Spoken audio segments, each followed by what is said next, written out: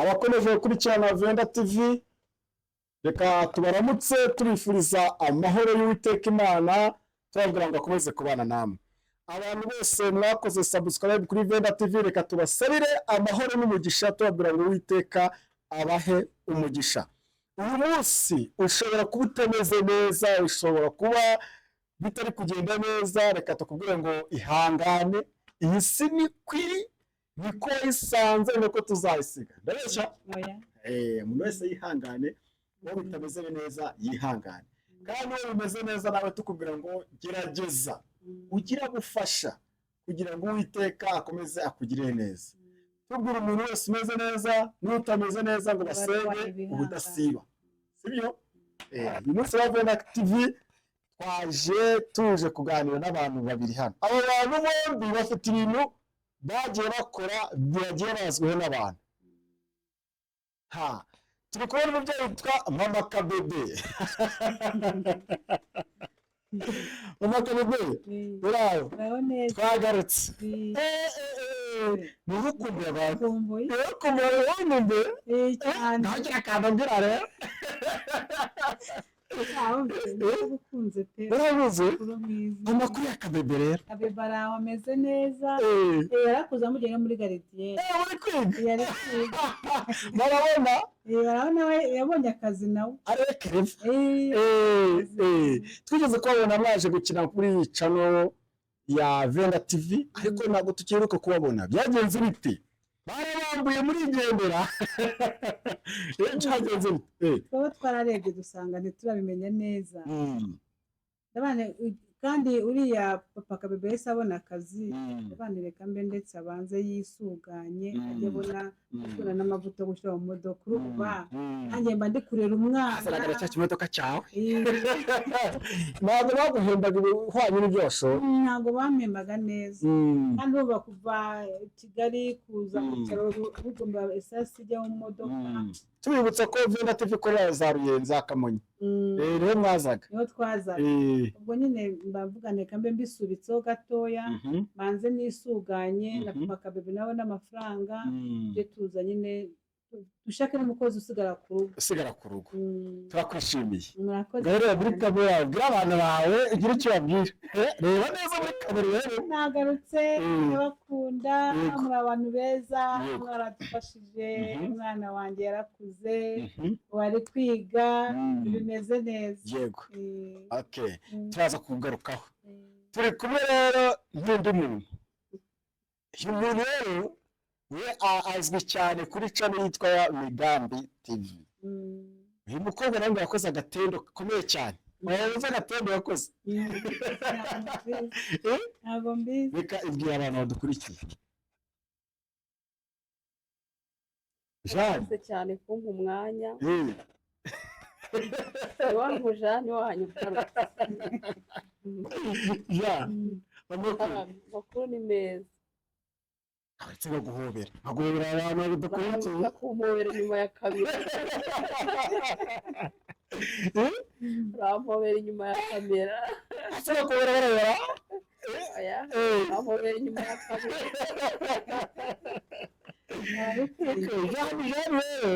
Jeanne icyo biracika. Jeanne yarebwe kuri Migambi TV. Aragendererwa n'abandi 157. Yakoze muri dasanzwe. Hari habaye cyagera byibagiwe. Ntabwo gushaka. Nihuza n'uyu mumama. Mwese muri abantu bagiye bagaragara Nyabugogo. Uyu mama we twabaye inshuti, ariko nawe nubwo waranyibise, ntagira ngo ubwire abantu kuri iyi channel ibintu byakubayeho. Wenda kameramani aza kuza asubizamo ya nkuru, ndaza kumubwira ni editing ajye yigaruramo kugira ngo abantu babashe kwita bayibuka kuri Migambi. Kameramani azaga agenda yigaruramo. Byagenze Wakoze guhura nawe bafite amatsiko. Shaka kugarura mu byansi nakubwira muri make ibintu byagubayeho. Iyo muri yarebwe n'abantu 157. kuki utabibonye. Janjye ntabwo mba nita kuri kariya kana, byarangoye kuva nareba ibi. Sinjya ibyo mbyitaho. Kandi no kwita kuri kariya kana ujye kuri Migambi TV. igice cya kabiri kigira ibihumbi 58, Eh, igice cya gatatu kigira ibihumbi 10. yego urumva yuko rero ruva gusenya mukwana gisoro ndahiro miliyoni 2 n'igice arazindya ja byagenze bite yanje ndamuha byagenze utese kugira ngo bakurye amafaranga bwira abantu kuri Venda TV inkuru ndende byagenze bite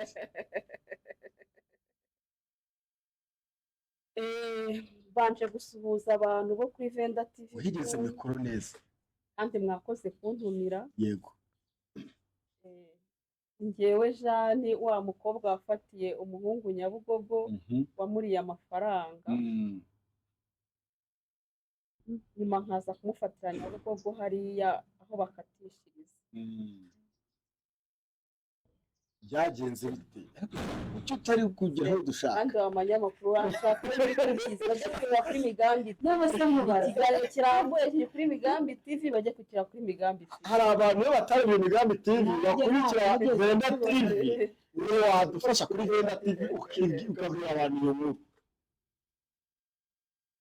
amateka maremare anyway n'umutipe twari dufitanye ubukwe twari twaravuye mu murenge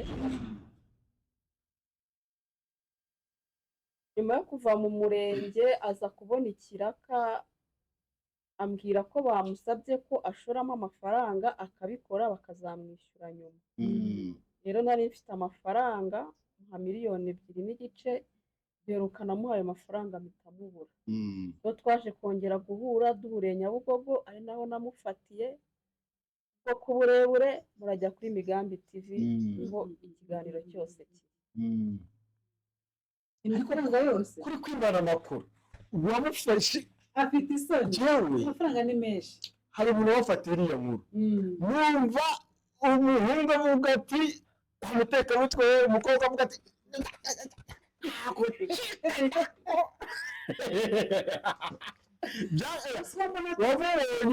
yamufashe ate koko Nyabugogo byagenze bite kugira ngo ninde wakurabeye ko ari Nyabugogo byagenze bite oya nta muntu wandabuye nari ngiye mu majyepfo ngiye gukatisha hariya kuri Orizo ninjiyemo ngiye gukatisha nawe musangamo nyine agiye gukatisha ntabwo nzi aho yari agiye mubonye aranyirengagiza nyine anyereka amfata nk'umuntu utanzi kwihangana nk'umuntu biranga nyine mufatira aho ngaho ariko ushaka kutavuga ariko urashaka iki utegereza yuko ukomeza kuvuga yewe bafitiye amatsiko none yose uzi kuba ari inkuru hari abatekamutwe koko kuba ari inkuru biragoye bwira abantu badukurikiye kandi bimaze n'igihe ntabwo ayimaze kubyibagirwa ariko aka kanya bari ko bivuga uko byagenze turashaka no kumenya amaherezo y'ubu ngubu bigeze oya nambwire numva ukuntu bimeze mbwira pe mbwira se uwo muhungu se mwari mwaragiye mu murenge se mwari mutarajya twari twaragimaze kujya mu murenge agutekera umutwe gutyo hari abahungu iki gihe bameze utyo bagashaka kugira ngo baze bakurye bigendere ubuse koko mana yanjye wowe se wari uhazi basi nari impazi ntabwo wigeze ujyayo se basi ngo nakurikirane rero n'utwo dufaranga twawe namubuze nabone ko bamubuze ntabwo yagiye mu rugo icyo gihe uko namubuze nabone ko bari baramubuze ko nagiye kumurebayo ndamubuze mbega umuhungu w'umugome ubu se uzongera gukunda uriya muhungu ntubagiye mana none se Jean ko twakubonye Nyabugogo niba mukongera kuva ariko Jean wavuze inkuru uko yagenze se kuki utinya kubwira abantu byaje kurangira gute ukimara kumunyata ko nabonaga kwita umutekamutwe mwahavuye murazamuka muri gare umuntu abakurikiye urumva urashaka ko nsaba muri detail yego nyine abantu batumisiye muri rega aba bigoye gusubira muri detail ese yaragucitse iragenda cyangwa waramufungishije oya ntabwo nyuma yo yacika kumufata aba bashatse ko tumujyana kuri polisi hariya ku Muhima ariko nyine nkimara kumufata yarabikajije ashaka no kubihakana ariko nari ngifite sheke hama agira ahacisha make yemera ko twumvikana turazamuka, ariko arambwira ngo ashaka ko tuva Nyabugogo ko yabonaga umutekano wa Nyabugogo usa nkaho utizeye ashobora kuhafatirwa. Turazamuka asa nk'unzamukana kwa Mutangana. Tuhageze rero arongera arisubira, ashaka kubihakana, ariko ndongera ndamufata, arumva ntabwo yari kuncika, nari namubonye. N'abantu barongera barahurura, arabana wanteje abantu, reka tubyumvikaneho, ngenda byemera imbere y'abantu, arabyemera.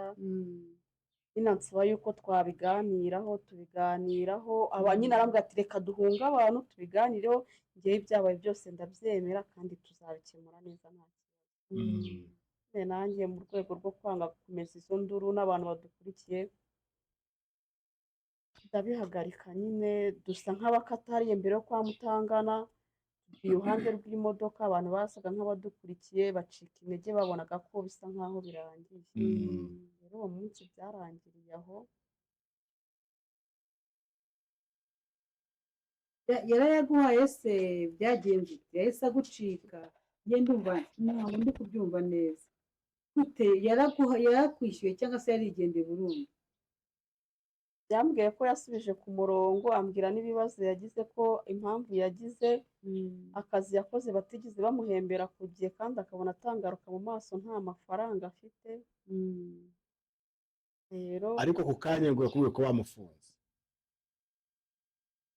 Direct yahise ambwira ko impamvu namubuze bari baramufunze. None se ja ko nyuma kumenya amakuru ko yabeshyaga, ko nyuma twaje gukora ikiganiro n'umusore twamuzanye akaza kuvuga yuko yakubeshye, no kuri Migambi baravuze bati amaherezo y'abantu bagumye kwandika comment, amaherezo y'abantu byagenze bite? Ese umukobwa aramubariye, byarangiye uvuze ko utakongera gusubirana nawe ngo ari gatanya. Ese gatanya era ndihuse, gatanya yarabaye, byagenze bite? biracyari muri processes z'amategeko. Yaraguhemukiye. Ubwo ntabwo muzakomezanya? Oya. Abahehe muravugana? Impore. No comment. Wasanga byakurira ntabwo yareba, ni umusuda. uze kugenda ku Migambi TV urebe uyu mwana w'umukobwa rwose. umusore ukunze ubu yarabishoboye. Yaramwambaye kuvuga ko ari intambara. uyu nguyu ateye ubwoba. Bashungerezi uzifata mbona wa muhungu nkamufasha yuzuyeho niba kuboresha Nyabugogo babizi ubuti burangi.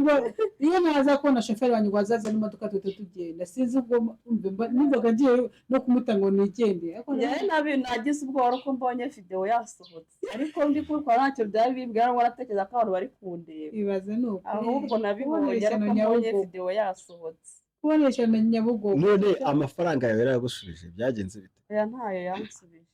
Amaherezo nabyo biri mu mategeko, cyangwa azagutwara bihwanire.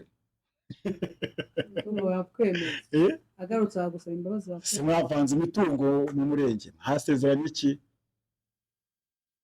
urashaka rero sibyo niyo abantu basezeranye biri mu mategeko. Reka turindire feedback z'amategeko. So akabazo k'amatsiko, ubwo ababyeyi babyifashemo gute mu rugo? Mu by'ukuri babaye bambwira mwagiye mu murenge n'abantu bose barabibona uko byagenze bite, nk'ababyeyi bakubwiye ngo ubu ntibagututse ngo buriya n'umutekano hari inzoga zimeze neza cyane, kandi ngo hari ikirori gikomeye. Nanjye ibyo ni ibisanzwe ubukwe bisanzwe se igihe bwapfuye se, hari abandi bapfushije ubukuzi buratubwira. ntabyo uhora ubona ko ntabyo mbona ki nabonye ubukwe bwa Jane. nawe umusheri urabona se? ntabwo ndamushaka. Yego ihangane ihangane. Abantu bose bakumbazaga Ndababaza pe. hagenze biti? bakumbazaga bashaka iki? ambwira ngo uyu niwe mugore ta. none se wavuga kutabahaye ipasi kandi nawe utamwohereza iwawe ibitaro yamureka. urenze ko ngiye kugukoresha kubizi ko nta nimero nari nashyizeho bari kunkura. Jane ni mubi cyane. Jane yanze gushyira nimero ze kuri telefone. ahubwo se ubundi se nkubaza ntabwo se ko umuhungu wanjye ko numva ashaka umugore wakushingira wa muhungu wanjye barabona umusirimu yameze Nyabugogo wagenda uba wambaye imyenda wagendaga ahetse umwana. uzi ukuntu ameze Abanza rero umwana. umwana ndamufite uzi ukuntu ameze umbe ni umusirimu yigurirwa kuri telefone mbona ahamagara bahamagara Telefone nyine. ntabwo wamwemera Jane. ntabwo wanyibera umuhungu Oya nta Yego. gahunda. ntabwo ari ya sura ajya mu rugo yahetse umwana. Yagize ubwoba. Ni barabona. Iyo babona barabona ra. ariko yitwa Kereva sitwa Kereva. Yitwa Kereva. Nta gahunda ndagira muri ibyo. ubusore gutegekanya ibiki ja muri iyi minsi Muri iyi minsi ugiye mu biki uri kuba he abantu bakumbaza aho kubaho si ngombwa. Ibijyanye n'akazi kanjye aho kuba se ko abantu bamubaza ngo bahehe ntabwo buzabwire ko bitabareba. ariko turushyira Ngende umva rero sinzi uko bimeze ahubwo aho kuba ntabwo ari ngombwa. Jane rwose ndi kubona uri kunyima amakuru ariko ntacyo amenshi ndayazi nuko ntabwo kuyavugira aha. Kamorare nta ni gake. Amashagaga yarashize amashagaga yarashize umunyamakuru. Umunyarwanda aravuze ngo iyo yigaga yahigaga biba birangiye. barimo bayikuse amatama yombi bayarashe ku matama yombi. Yigaga yahijana kureba rwose murafashe se ko hari umuntu nabangamiye ushaka gutambuka. reka dusoze reka ntabwo wumva kubyuma byo niko yibonera reka dusoze mugire ko umuntu abangamiye na paritse ahantu. reka dusoze ntacyo ngaho reka tuguhe umwanya ugira inama ugira abantu bitewe n'ibyo wumvise byabaye kuri Jane na Jane nawe agire inama nkeya yaha abadukurikiye ubundi dusoze ikiganiro. Rero ndumva inama naha abantu nk'abagabo mukunda kujya guteka imitwe mugatekera abakobwa imitwe abasore bagatekera imitwe yuko bamubonyeho amafaranga kugira ngo amutware akubeshye akamurya utwe. Ibyo bintu ni mu byihane ntabwo ari byiza muba mwangiza isura y'abakobwa. Reba nk'uyu mwana uwo muntu yaramuhemukiye yagiye ku mugaragaro ubu nta n'undi wanamutereta ngo amwemere kuko yamaze kumwangiza umutima. Mwihangane abasore mwihangane abagabo mwijya kubabaza abana bacu. Umwana mukabona nibo barifashije reka tujye kurambagiza umwana kwa runaka tubakureho amafaranga twigendere. Ibyo ntabwo ari byiza. Ibyo bintu byihariye kandi ntabwo ari byo terambere ntabwo ari wo muco. Umuco mwiza ni uwo gukunda umuntu utakurikiyeho amafaranga wisuye umwana wagira ngo ntababaye. Mwa bantu mwe mwa bagabo mwe mwa basore mwe ndabihanije. Ibyo ntabwo ari byiza mukure mu rukundo rutari rw'amafaranga rutari rw'ibintu. Iyo ni inama nabagiraga rwose mwahemukiye uwo muntu yahemukiye uno mwana n'undi wese ubitekereza n'ubikora wese yigaye mu mutima kandi n'Imana ntabwo uyikunda. Murakoze cyane reka ngende mwanyemerera nkagenda. ngaho gira ikintu amagambo makeya mu masegonda makeya nawe wabwira abantu dusezeye. nta byinshi mvuga gusa urubyiruko rwige tuba twabikoze kugira ngo urubyiruko rwige babikuremo isomo buri wese bimubera isomo kandi utaribwa ntamenya kurinda. Yego abari bakurikiye Venda TV rero reka dushimire umuntu wese wakurikiye ikiganiro kandi tubibutsa gukora subscribe share na comment kugira ngo mujye mubasha kubona ibyo dukora umunsi ku munsi.